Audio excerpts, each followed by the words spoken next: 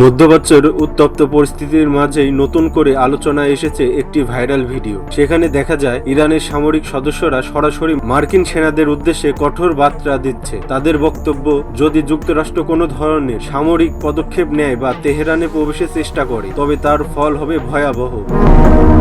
ভিডিওতে ইরানি বাহিনীর দৃঢ় অবস্থান ও আত্মবিশ্বাস স্পষ্টভাবে প্রকাশ পেয়েছে, যা অনেকের মতে একটি কৌশলগত বার্তা। বিশ্লেষকরা বলছেন এটি সরাসরি সংঘাতের ইঙ্গিত না হলেও মনস্তান্ত্রিক চাপ তৈরির একটি অংশ হতে পারে।